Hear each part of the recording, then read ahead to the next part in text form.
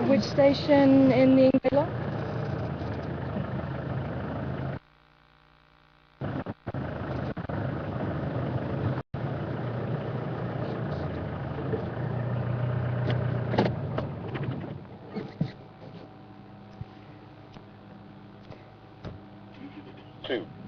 Which station with me in the Ingwe Lock?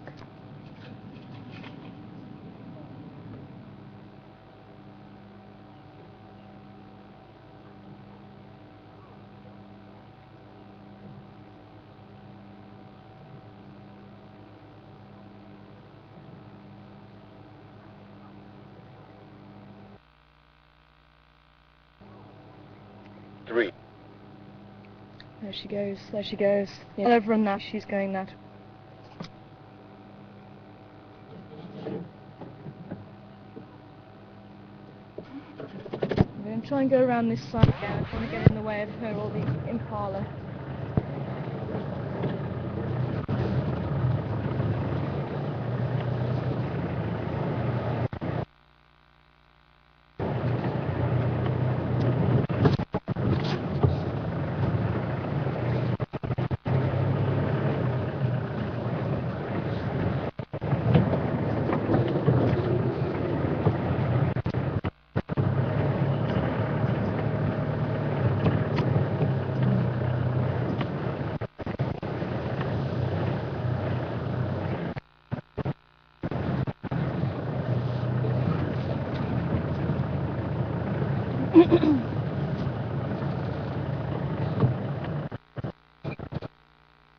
This way.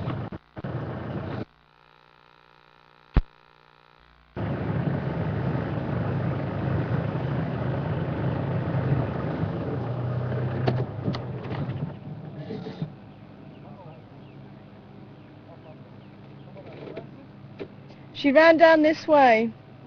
Yeah, she looked like she was hunting though. 2.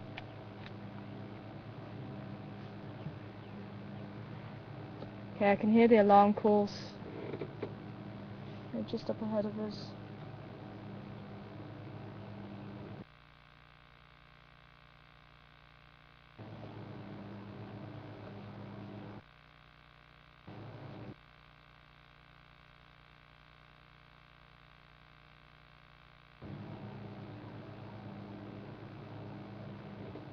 And I think she even came in and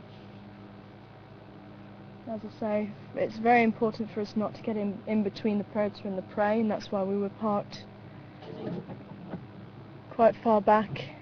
And I saw her running down this way and I didn't want to get anywhere near her, so that's why we took a slightly longer route around, but I was hoping maybe to see some movement through there.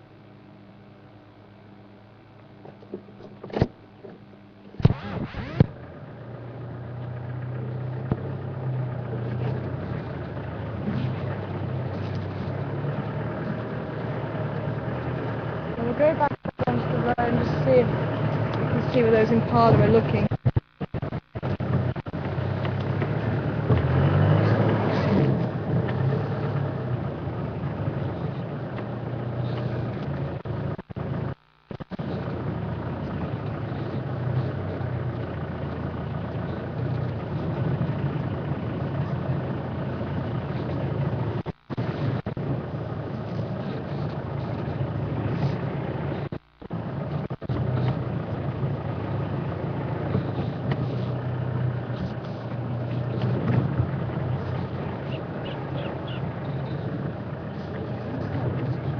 There, no.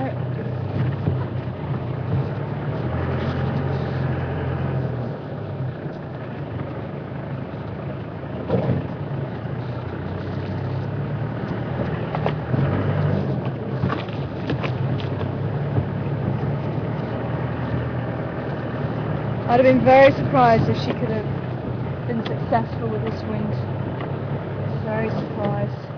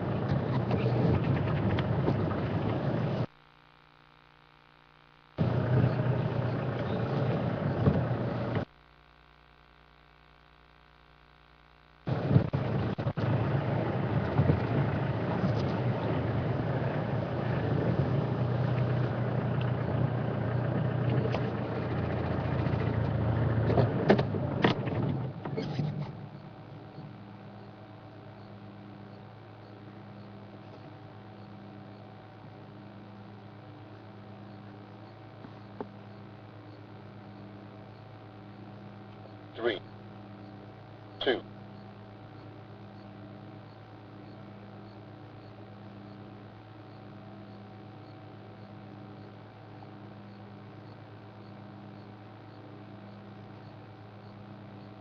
Can't hear them anymore. I can't hear the vehicle anymore either.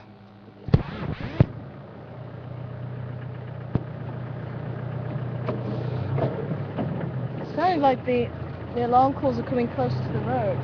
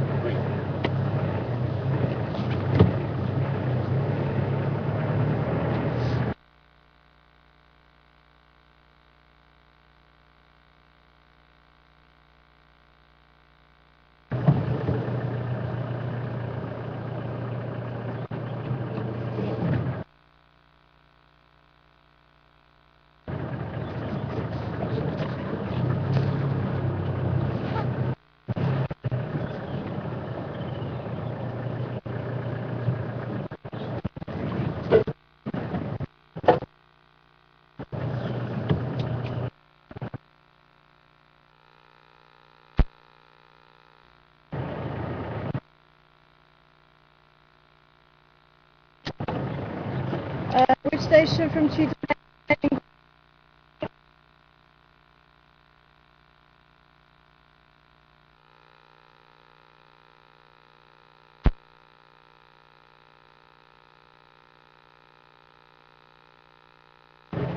Or which from 2 to planes in the Ingwe log?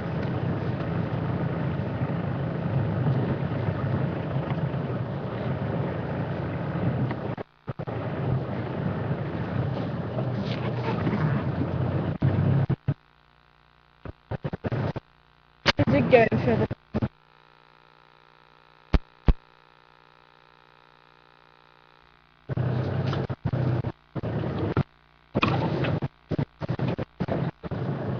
Okay, well, if we don't have any luck, then we will have to leave the area.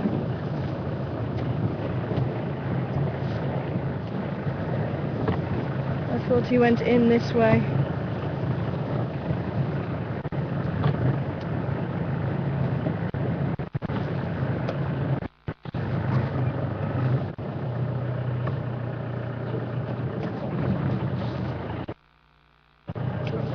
With the Impala giving the alarm call, they must have picked up the centre crash. She was moving far away from them, but that wind was quite strong at that point. I'm just very surprised that she would have been successful then.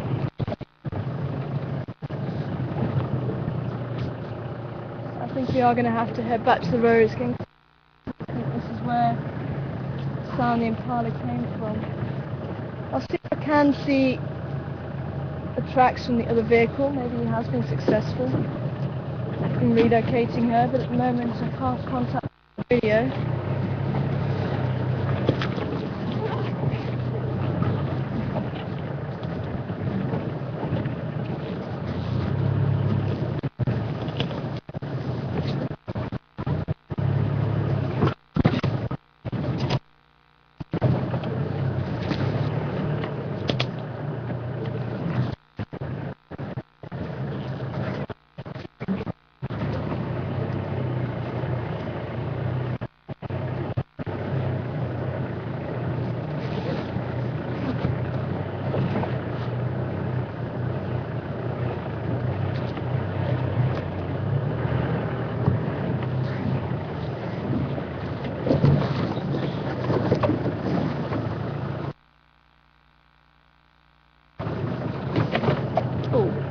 Big log.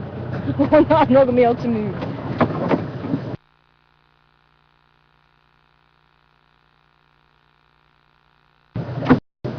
try and go the other way then. So,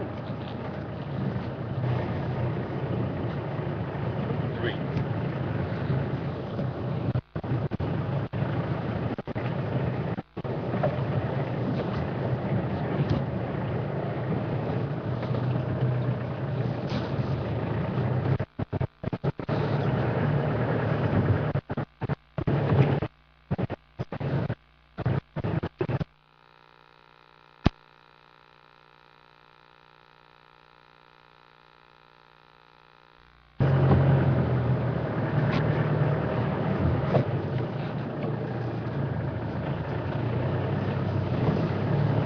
okay, so we're going to make our way out onto the road.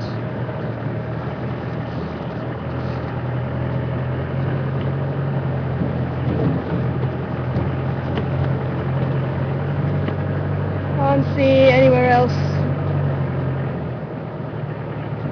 The trucks have gone. But at least we managed to have a quick glimpse of her before she went off into the bush. As I say, it's just very, very dense there. It's been quite difficult to try and get through.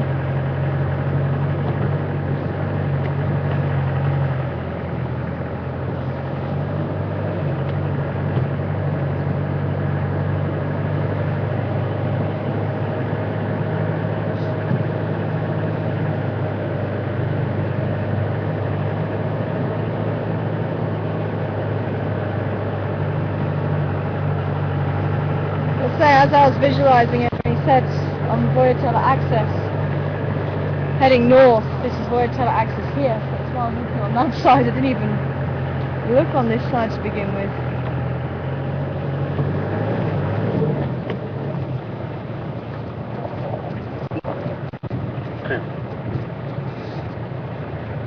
The stations, I've lost visual of the Wamafazi Ingwe south of Voyatella and Sandy Patch. She found a bit south, there was one station in the lock. See, there's the Impala there. I think they were further up this way.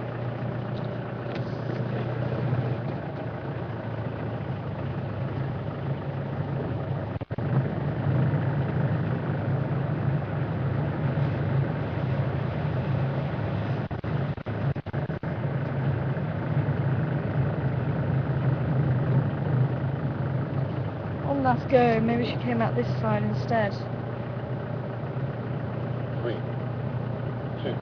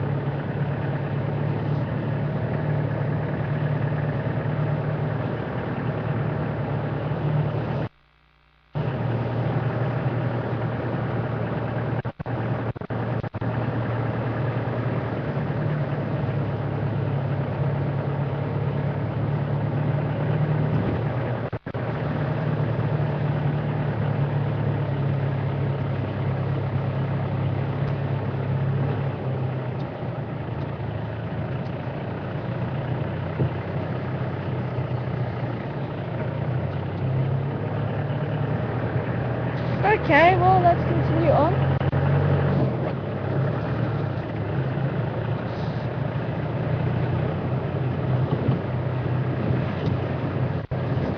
And I hope she's successful. I hope she was successful.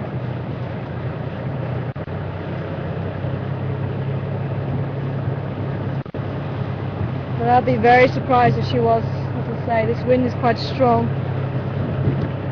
I'm surprised that the Impala didn't pick her up sooner, actually. Again, very vigilant.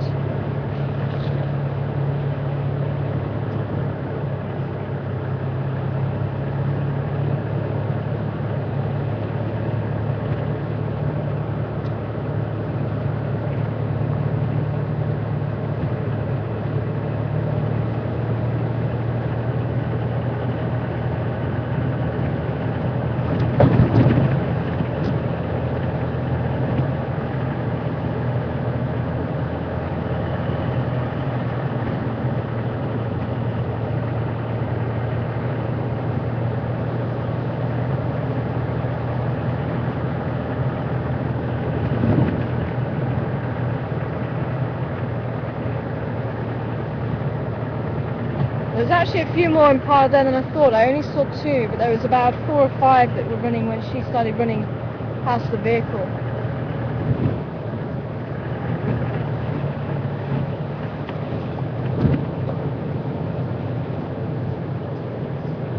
But she must have come in from the side, and that's when they started giving the alarm call.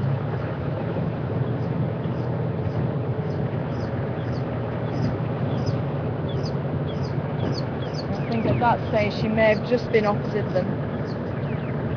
It's difficult to say for sure because we didn't see too much in that thick bush.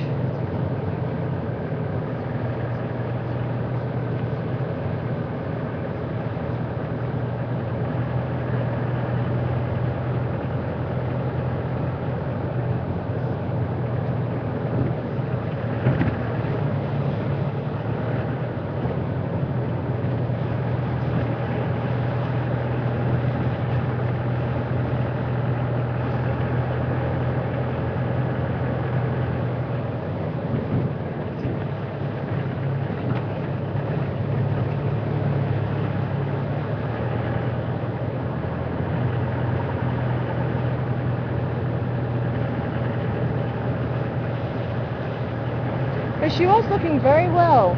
It's nice to see her. Didn't see how full her belly was, but she didn't look thin. But obviously she's providing for 2 extra mouths at the moment. And they'll still be drinking milk at this stage.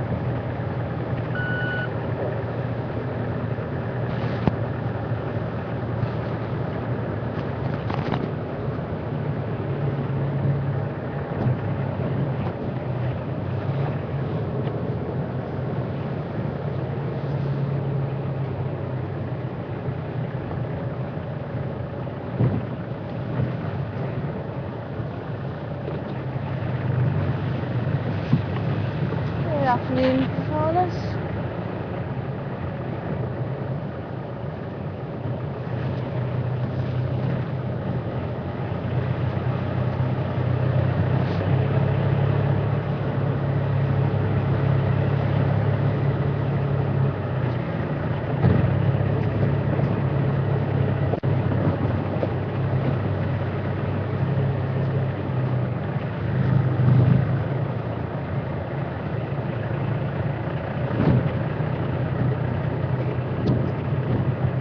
And here's our canoe.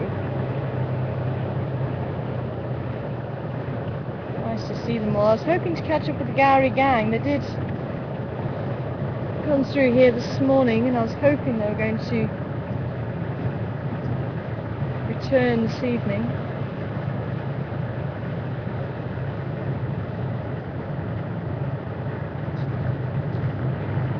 Looks like they might be on the way down towards the dam to drink.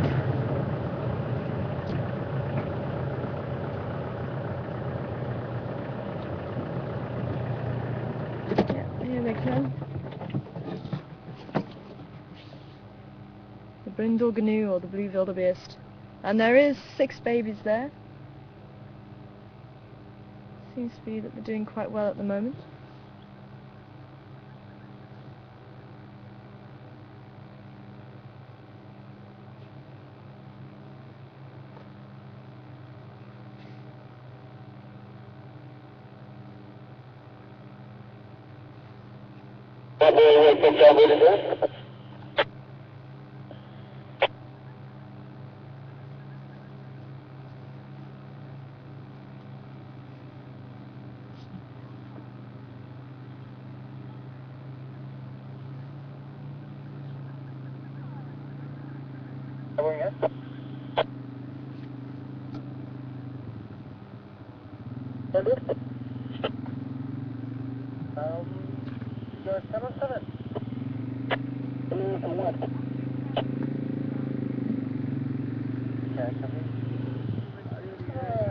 Sorry? No, I haven't. Awesome. But my bum's not so red. Nice to meet you. I'll see you later.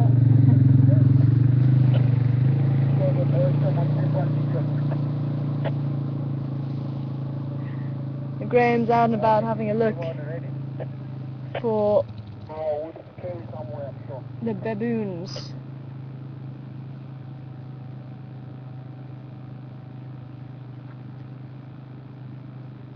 It doesn't look like there's any sign. And if you remember, there was one baboon called Shirley Hurley, and he's actually got the lady who she's named after on the quad bike with him.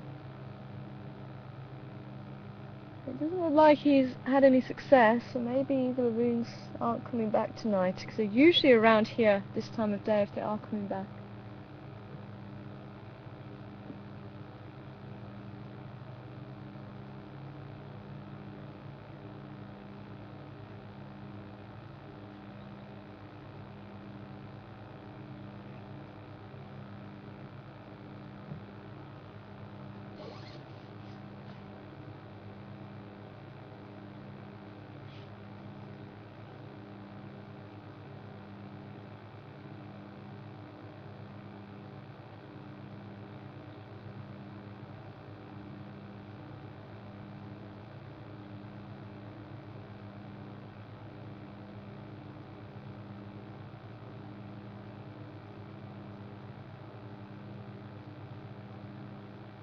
The sun's shining on them, showing up that beautiful blue-grey colour.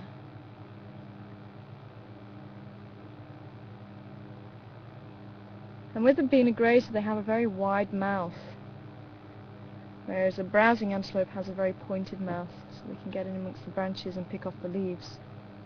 But for the grazers, notice they have much wider mouths. Think about a zebra, also a very wide mouth.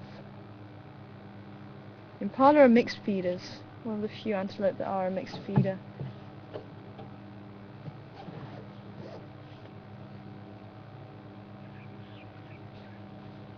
No sign of those bulls yet. I wonder if they've crossed over into this area. We haven't made it down to Chelapan yet. Let's see if we can. I'm also quite keen to stay around the area because I'm still convinced there's one of the boys around here. Maybe Mishu. I think Induna still might be over at Buffelshoek. I think I just heard them talking about that now.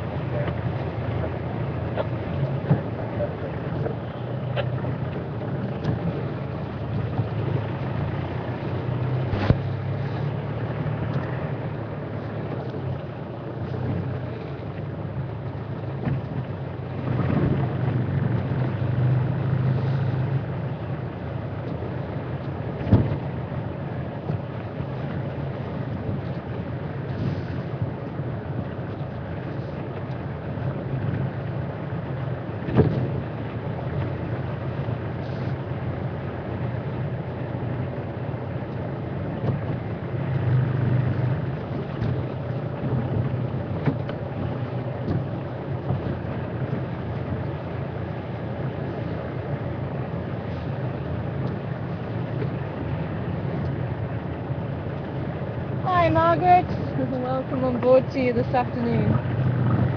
And the cubs, you're wanting to know when do they start getting weaned and when are they fully weaned? I think she'll start weaning them at the moment. I think they're coming up for about 2.5 months now.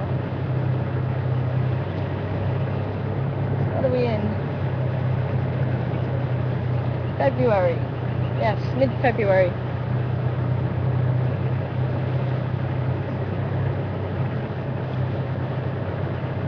So she would have started probably taking them to, Hello, squirrel. Sorry, little one. Ooh, is this our elephant bulls coming out? I was hoping to find them. So she will start having them near the kill, and they would be licking and probably chewing on a little bit. And they're usually weaned by about 3 months. Fully weaned. 3 to 4 months. It's quite a quick process, especially for the cats.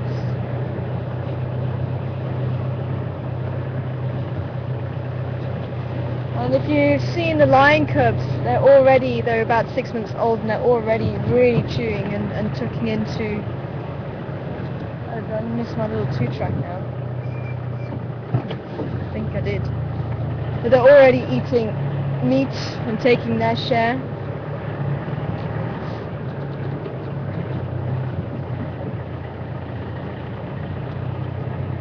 I got very sidetracked then.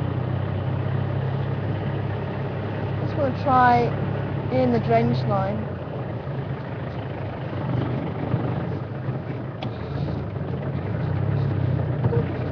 See if there is any sign of those elephants.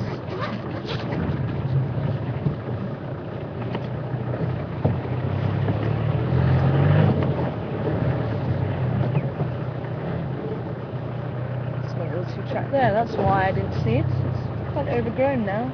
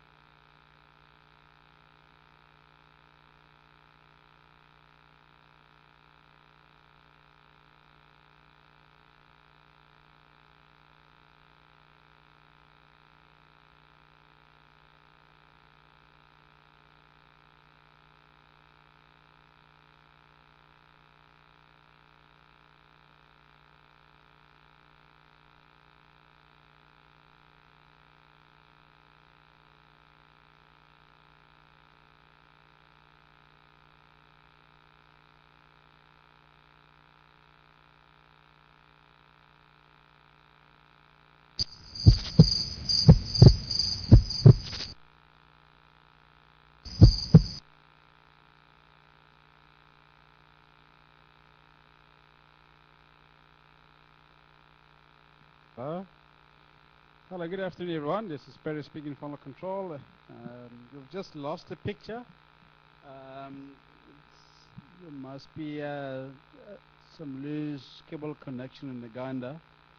As you know, that things are very, very possible out in the bush, and the roads that we drive on are not as smooth as we thought, and sometimes the cables come loose in the vehicle, and we lose the picture. But the picture is back, and I'm gonna crossing back live to you folks, and we have about 23 minutes remaining to the end of the drive this afternoon, and let's see what we can find for this 23 minutes remaining.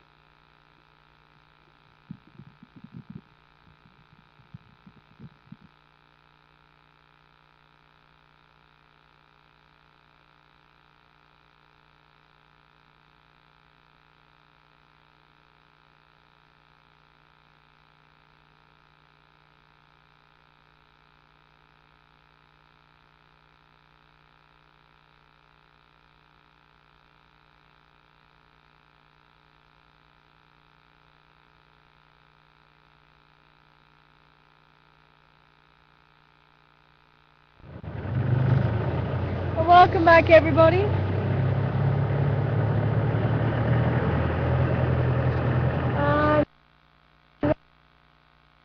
No sign of the elephants. We didn't get too far into the drainage line. We're going to continue on towards Chelapan and see if there's anything around there. Maybe head up Nyala Road south and make another cross around towards Gowrie Dam. Actually, just as I remember, I might... low-lying branch. I did actually remember to bring my mammal book.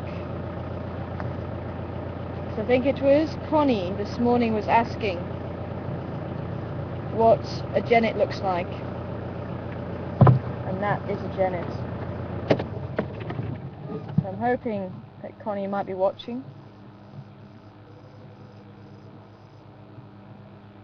You've got the small spotted and the large spotted.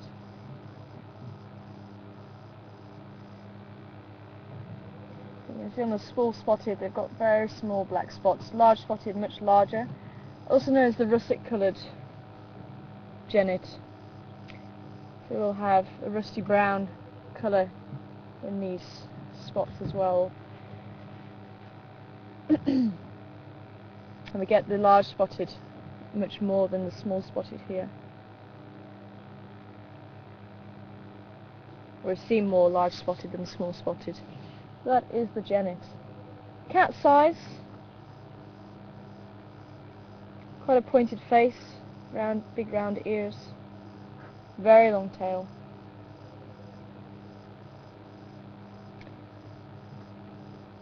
And the small spotted genet has a white tip to the tail.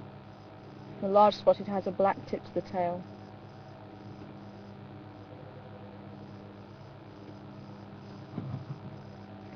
So hopefully that'll help.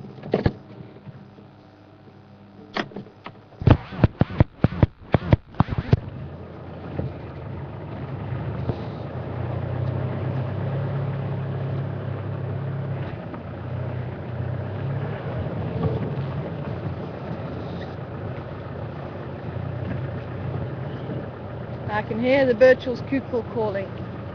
I wonder if there is more rain on the way.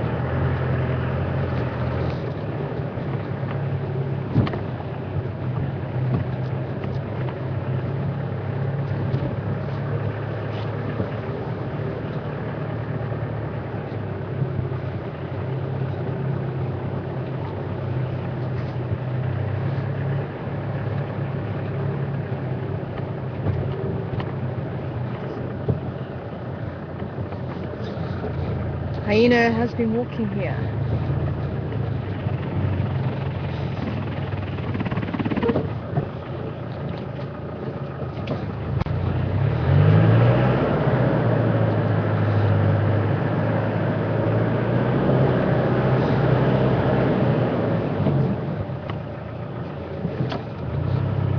It's actually been a very long time since I've seen a hyena.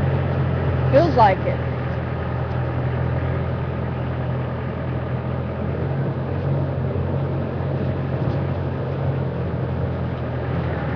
And I was explaining about my experience with the lion. So we saw the hippo, and then we had the call in about Karula. So where did I leave you? Hopefully on a cliffhanger. So as I'm thinking, okay, we're never going to find these lions, about 2 hours into this exercise, and then realizing, or comprehending a rustle in the bush, probably about 15-20 meters away from where I was standing. And just as I'm comprehending that rustling, I then hear a deep, low growl. And just as I'm comprehending that, out jumps a huge male lion. We reckon, we know he weighed in around 300 kilos. He was a beast. He was massive. And he jumped out of the bush and charged, and I've never seen people move so fast in my life. The trackers who were further up ahead, the bush was just to my right, and they were further up ahead. And I don't know how they did it, but they must have flown. They were behind the assessor, who was stood not too far from me. They must have flown. And they were behind him, quick as a flash. He was the one that had the rifle, so he was up ahead of all of us at that stage. And we stood our ground as he charged. And he came within about 12 meters, something like that, of us. And he obviously decided, okay, I've stood my ground, I don't need to bother too much now. So he retreated back to the bush. And I'd still love to find out, and obviously I never will, but I would love to know how close the trackers were, because at that stage, after he retreated, the female decided that she wanted to have a play. So she charged him from where the trackers were looking for tracks. So I'd love to know where that lioness was lying and how close those trackers got to her. And this is one of the scary things about lions. They can just be so quiet and you cannot know that they are there. So she charged, which triggered him to charge again. Probably about the same distance. They then backed off after we stood our ground. And as we started backing off, because they started backing off, that's when they charged again. So they came in again, so we had to stand our ground again. We stood and shouted. And the fourth time we tried to retreat, we heard some deep growling to our right.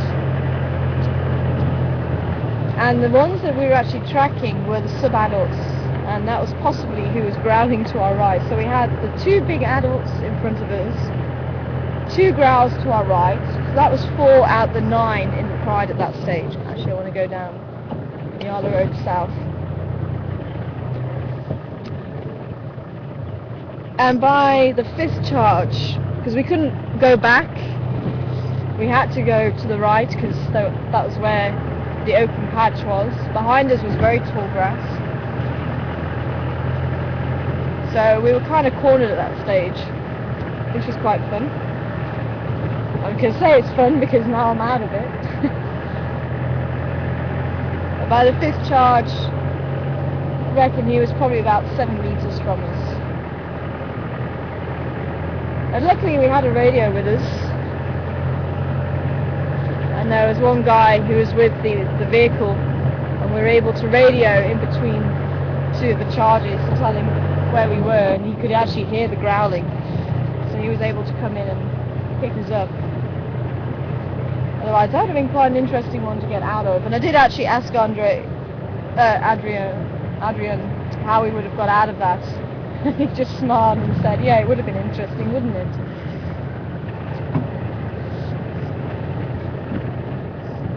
That was quite an intense interaction with the lion.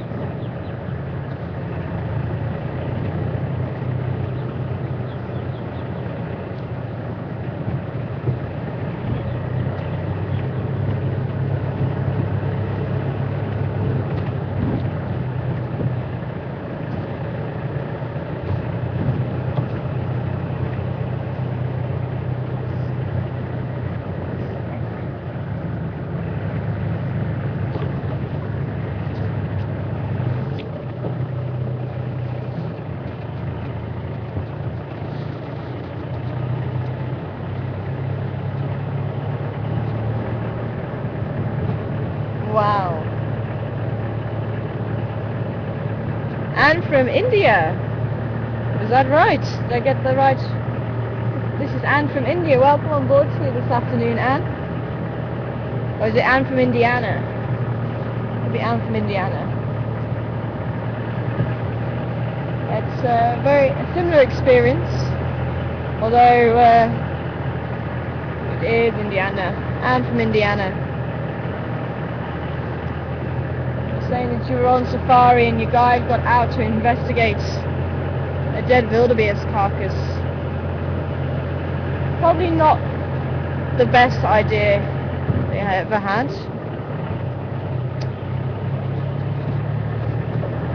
And when he got out and he went to investigate, apparently he turned white.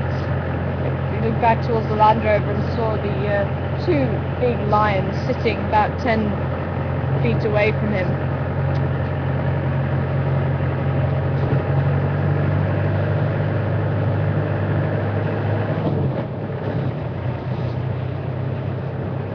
I think that's one of the rules of the bush. Don't ever get blasé. And there's, when you do get out and you start checking for tracks, it's quite easy to forget that there could be anything lying in the thick grass, especially all this bush. You saw how easily we lost Karula in that tall grass. And they can be just a few meters away from you and you just nod no.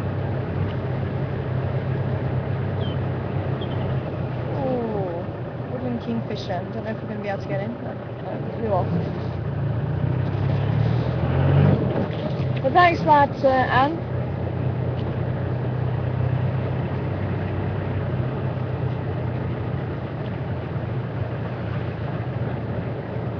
I had quite an interesting experience actually with cheetah this time. I was out on a walk with guests, walking through the bush. It was fairly open, but not too open. Not the normal area for a cheetah really to hunt in, but our female cheetah decided that she was more like a leopard than she was a cheetah. She was very successful at hunting in fairly thick bush. And we saw a dead impala just up ahead of us, and I looked all around and I couldn't see anything. And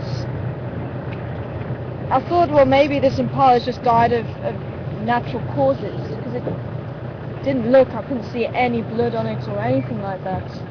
So we went up to have a quick look. It wasn't too many meters from us. And then I saw that it had some blood around its nose, and said, okay, we need to get out of here. Because the owner could be around, and I thought it could have been the cheetah by the marks that was left. And we were walking away, and I just happened to look in the right direction, and there was the cheetah with his head up, sitting probably a good 25 meters away, 30 meters away. She'd just been hidden by a bush. But she didn't seem to, I think she just literally dropped it, because there wasn't too many marks. I think she'd just eaten a little bit on the inside of the leg.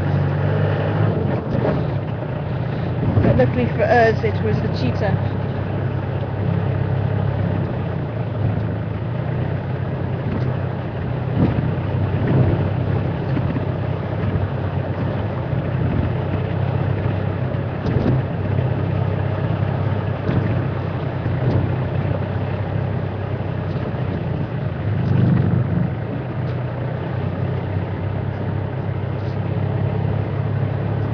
I think she was still a little bit out of breath from catching it. I've also heard of lions on a kill and guides watching them, and slowly but surely the lions started to realise, but only one at a time, and as the lions realised they were being watched, they just got up and moved away. They didn't fight, they didn't charge, they just got up and walked away. It really does depend on the situation.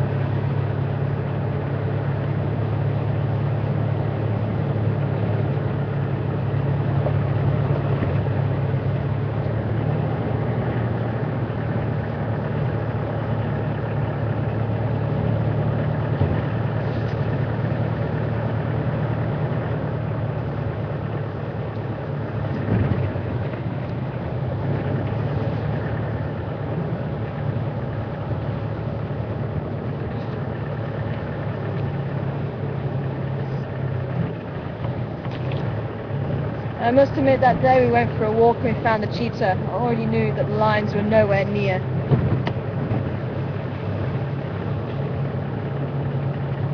They were right down on the southern boundary. We'd already seen them on drive that morning. Otherwise, I definitely would have made a very quick detour. Sorry, little Franklin.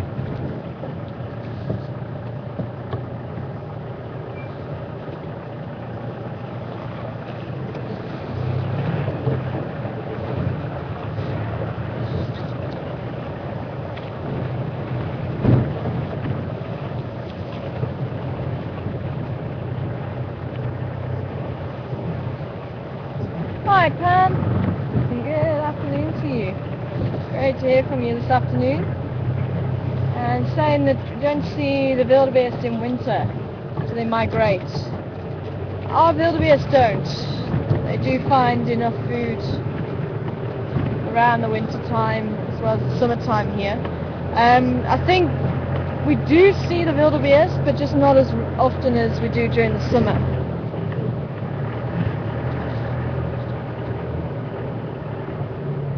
Because they do have to travel much further to find food, but they are still tied to the dams for water each day. That's possibly what gives the impression that we don't see them as much in the winter. Excuse me.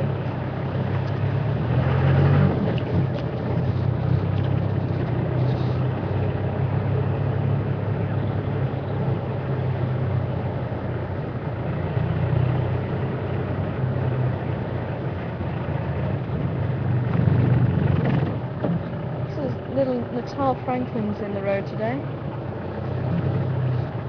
It's Natal Franklin Day rather than crested.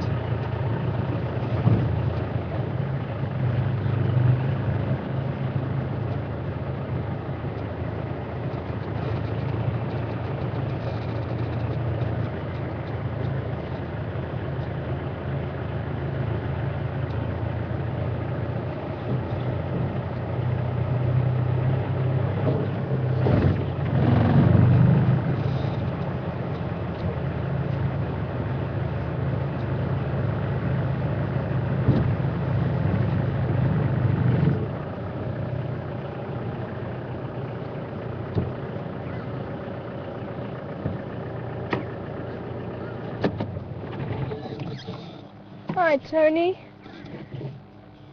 good to hear from you this afternoon. And I'd say I do enjoy all the animals, but I think one of my soft spots for the cutest animal I think is definitely the dwarf mongoose. I love watching the dwarf mongoose playing. They've got a very big soft spot for them. cuteness wise.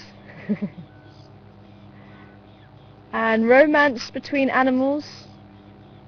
If you class animals giving each other gifts as courtship, the pied kingfisher is certainly one of those animals or birds that does that. But even spiders will court the females with a gift, maybe even wrapped up in silk. Some of them go that far. Hornbills, the male will give female nesting material and maybe a bit of food as well to court her.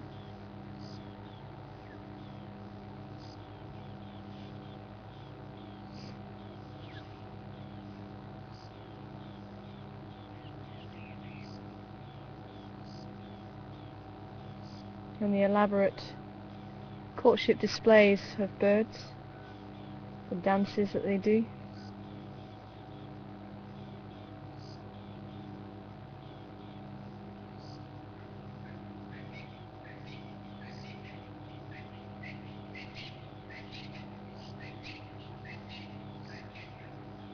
And the sound of them tell Franklin's calling as another day draws to a close over the African bush.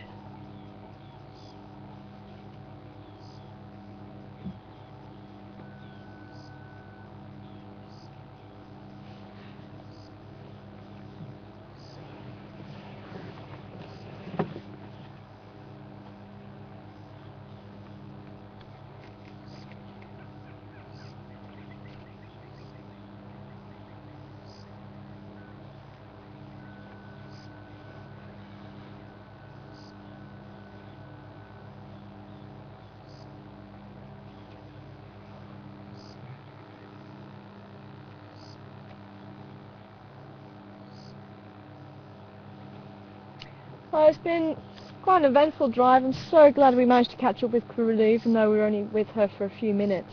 And I'm glad to see that she is still looking very well, and obviously she must be looking after those cubs extremely well. And I was told there was a confirmation that the cubs are still on the western side, so I'm hoping she's going to bring those cubs through at some stage when she feels that it's safe enough with all the lion activity and the hyena activity. But keep your fingers crossed. I'm hoping that she will bring them through soon. But it was great to catch up with her. We haven't seen her for a little while, so it was wonderful. And I'm hoping she was successful, but it's very difficult to say. But thank you very much for joining us here on Wild Earth. Sebastian, thank you very much for your camera work this afternoon. And Patrick back in final control. But from myself, Tara, I'm going to be saying goodbye and take care, and we'll see you again soon here on Wild Earth.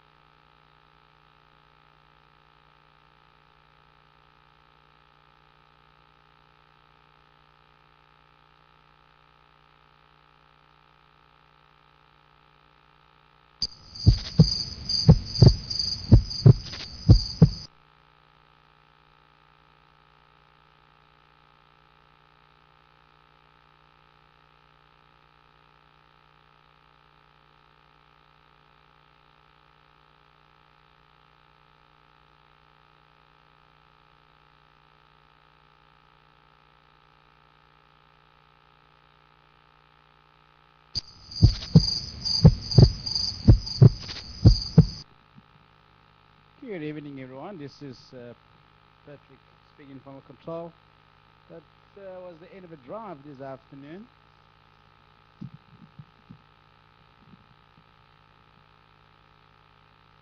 Oh, sorry, maybe she was interrupting me.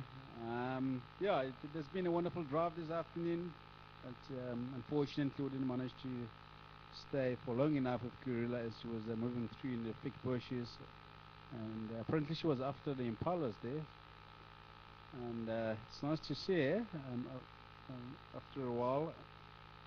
And apparently she is roaming around in the western sector in the Simbambili area at the moment. And she might be making her way back onto Western Gauri possibly in the next few weeks or so. At the moment, there's lots of high-end activities and line activities, as Tara said. But we're just going to keep an eye open and check around the area where we think she often hunt. And yeah, and we'll obviously keep you guys posted. And for me, Patrick, and the rest of the crew, it has been a wonderful evening, and take care. And we'll see you again in the morning. Bye for now.